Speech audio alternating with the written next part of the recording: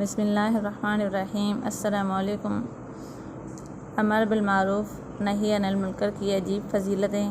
حضرت انس رضی اللہ تعالیٰ عنہ فرماتے ہیں کہ آپ صلی اللہ علیہ وسلم نے فرمایا، کیا میں تمہیں ایسے لوگ نہ بتلاؤں جو نہ نبی ہوں گے اور نہ ہی شہید، لیکن ان کو اللہ کے ہاں اتنا اونچا مقام ملے گا کہ قیامت کے دن نبی اور شہید بھی انہیں دیکھ کر خوش ہوں گے، اور وہ نور کے خاص ممبروں پر ہوں گے اور پہچانے جائیں گے۔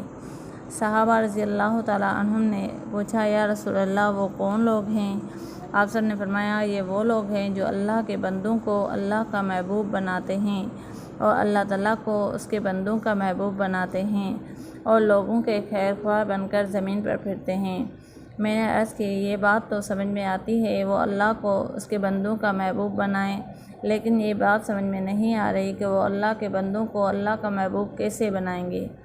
آپ نے فرمایا، یہ لوگ اللہ کے بندوں کو ان کاموں کا حکم دیں گے جو کام اللہ کو محبوب اور پسند ہیں، اور ان کاموں سے روکیں گے جو اللہ کو پسند نہیں ہیں۔ وہ بندے جب ان کی بات مان کر اللہ کے پسندیدہ کام کرنے لگ جائیں گے تو یہ بندے اللہ کے محبوب بن جائیں گے۔